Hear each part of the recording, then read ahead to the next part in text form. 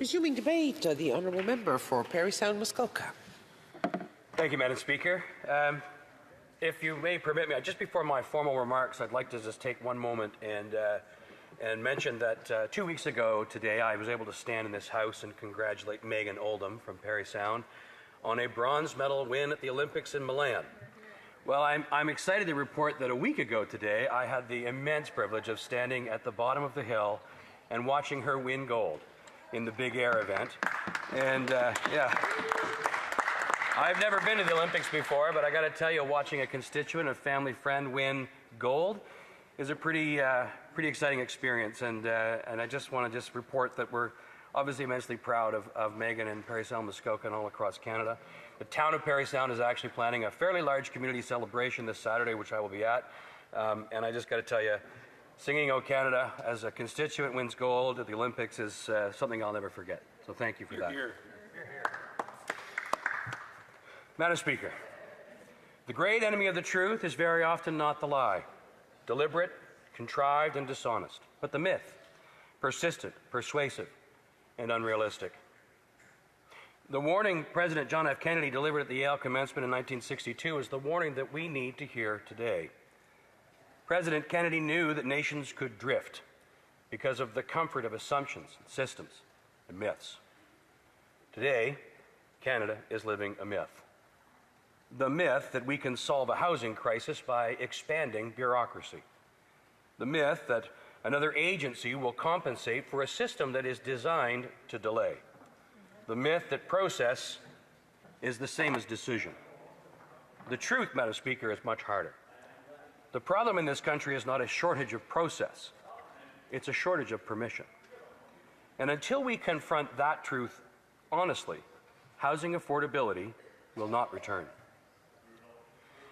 Canada's housing crisis did not appear suddenly overnight. It was constructed layer by layer, over years, over decades really.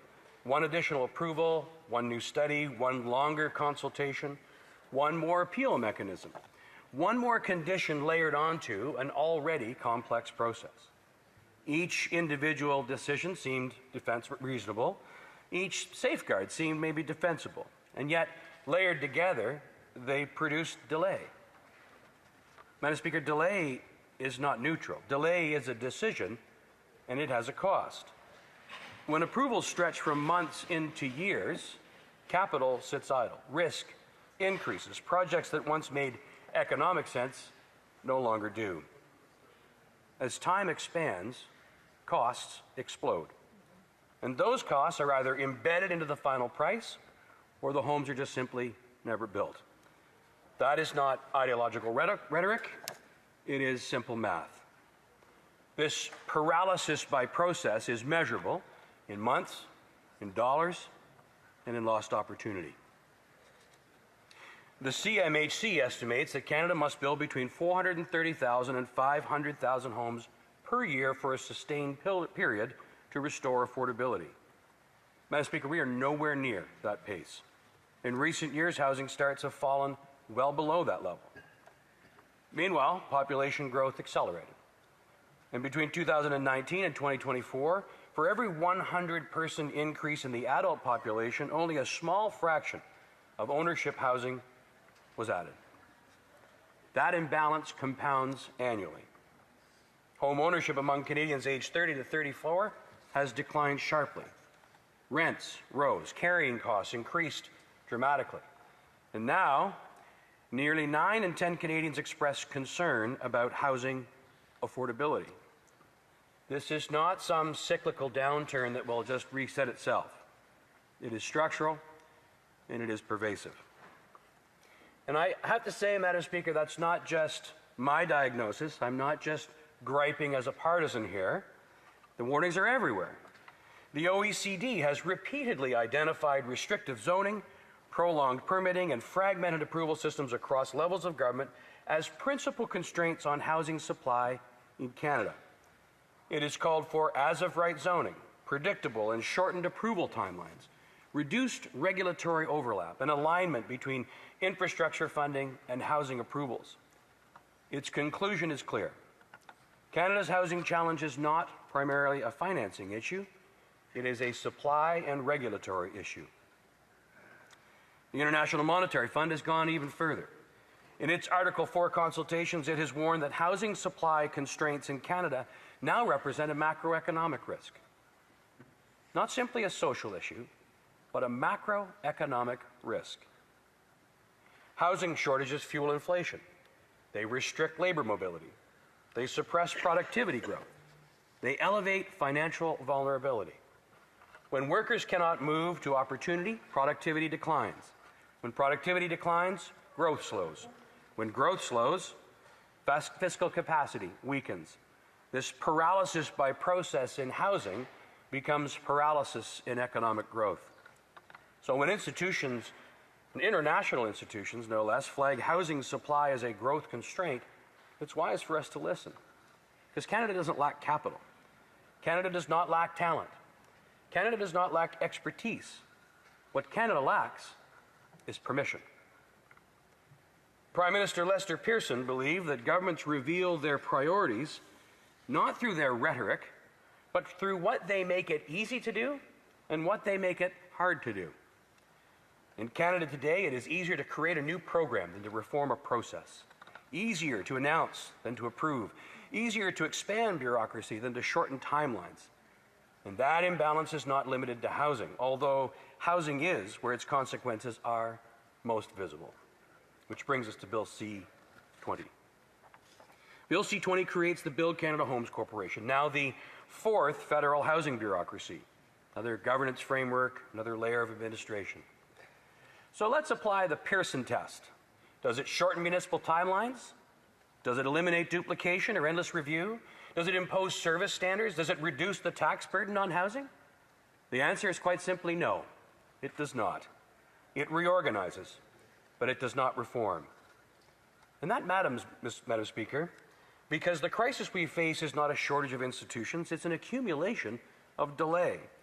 Build Canada Homes does not change zoning law, does not eliminate discretionary rezonings, it does not impose firm timelines on reviews, it does not reduce development charges, does not remove environmental duplication, it adds a new entity, does not remove a barrier.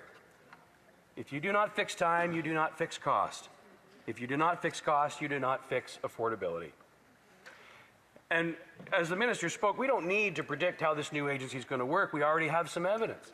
Those first 6 housing projects announced on federal lands, announced by Build Canada Homes, were presented as proof of momentum, proof that this new Crown Corporation was hitting the ground running and already delivering. And yet we know those lands were already well under development through the Canada Lands Company, an existing federal Crown Corporation. The sites had already been identified, transferred, prepared. Planning work was already underway. Municipal engagement had already begun. In some cases, approvals were already advancing. Build Canada Homes did not unlock those sites. It inherited them. We all know that rebranding does not increase supply. It does not shorten approvals. It does not break the chains of our process. If greater authority was required, it could have granted that to Canada Lands Company. Instead, they have layered on another structure. While the underlying approval system, with all its delays, its costs, it remains unchanged. We've seen this pattern before from this government. The Housing Accelerator Fund was introduced with similar language like urgency, speed, and transformation. Billions were allocated, planning studies funded, consultants were hired, of course, zoning frameworks reviewed, but did it eliminate discretionary rezonings? Did it impose binding approval timelines? Did it remove duplication? In many cases, it simply funded more planning. It did not remove process. Money was layered on top of delay. It actually subsidized the paralysis. Even the CMHC is not immune. Developers across the country report prolonged underwriting reviews, repeated revisions, changing requirements mid-process, financing designed to accelerate housing, slowed by administration. With every new agency or program, the signal from this government is very clear. The system is not optimized for speed, it is optimized for review. Review without discipline becomes delay, and delay without reform feeds the paralysis.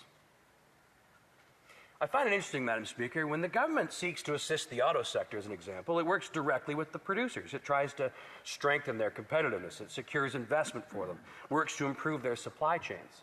When the government wants to support farmers, it does not create some federal body that goes out and plants crops and raises cows. It backs producers. It reduces risk. It tries to expand markets. And yet, in housing, instead of empowering builders by reducing delays and reducing costs, this government has created a new bureaucracy.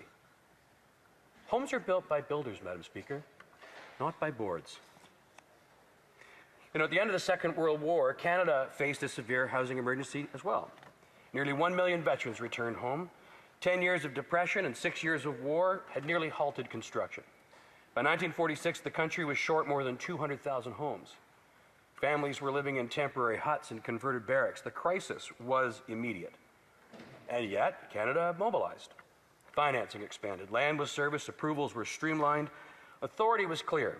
Housing production increased dramatically through the late 1940s and early 1950s. And within a decade, that shortage was largely overcome. That's not nostalgia, Madam Speaker. It's a very clear example of urgency, of a time when the government treated time as the enemy. And it's easy for us today to frame this housing crisis as only about young Canadians, because it is about young Canadians. But it's important to point out that scarcity affects every generation, because housing supply affects retirement security. When young families cannot afford homes, household formation slows. When household formation slows, economic growth slows. When that growth slows, pension sustainability weakens. When housing markets become distorted by undersupply, volatility increases. And volatility affects home equity. Home equity affects retirement planning. Reduced labor mobility reduces productivity, and that reduced productivity affects tax revenues. Those same tax revenues that fund health care and pensions. Housing supply is not a generational wedge issue. It is an issue of national stability. Boomers should care. Mid-career Canadians should care. Young Canadians already do care. Housing supply is tied to our nation's fiscal health. It's tied to productivity.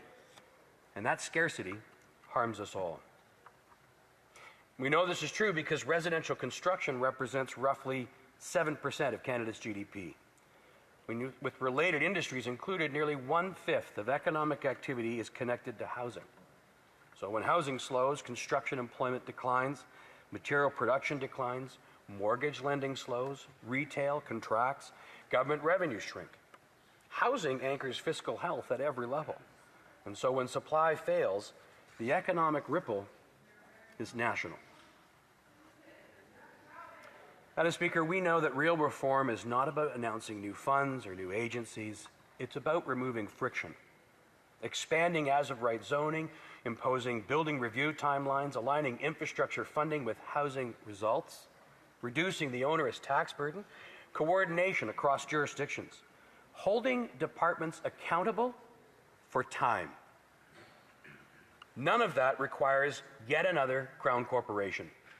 It requires government reforming itself at all levels. Following the same playbook of the last 10 years simply will not work. Madam Speaker, President Kennedy warned about myths. The myth that comfort can replace courage. The myth that process can replace decision. The myth that more administration equals more results. Canada is living that myth right now. And as we are trapped in that myth, prices rise. Supply continues to fall. Opportunity continues to narrow. Growth continues to weaken, and confidence continues to erode. Prime Minister Pearson believed governments are judged by what they make easy and what they make hard. And by that measure, we are failing. It's easy to announce. It's easy to reorganize. It's easy to create new agencies. And yet, it remains hard to approve housing, hard to shorten timelines, hard to remove duplication. It's hard to say yes. And Canadians are paying the price for that imbalance. They see it in the cost of every home, the rent paid each month, delayed family plans, in slower growth that affects retirement security and public finances alike. That's not abstract. It's absolutely measurable, and it is absolutely reversible. We have built at scale before. We have mobilized nationally before. We have delivered transformative projects before. But the question before this House is not whether Canada can build. It's whether we're prepared to do it again. Because when government makes it too hard to build homes, it weakens economic security across all generations for all Canadians. Canada doesn't lack builders. Canada doesn't lack capital. Canada doesn't lack the skill. Canada lacks permission. We must restore urgency. We must restore accountability for time and restore clarity of purpose, and then supply will follow. Canada can build again, but not if we continue pretending that more bureaucracy is actual reform. Not if we continue layering announcements on top of delay. For 10 years, Canadians have been promised strategies and funds and frameworks and agencies. And for 10 long years, affordability has moved further and further out of reach to every Canadian. Hear, hear. Home ownership has fallen, rents have risen, starts have slowed. The crisis has deepened, Madam Speaker. This is not a failure of messaging or announcements. It is a failure of government. And repeating the same formula, another agency, another announcement, another layer, will not produce a different result. It will produce more of the same. If we are serious about restoring affordability, then we must confront the truth. The obstacle is not a lack of government. It is too much government standing in the way. The answer is not a fourth housing bureaucracy.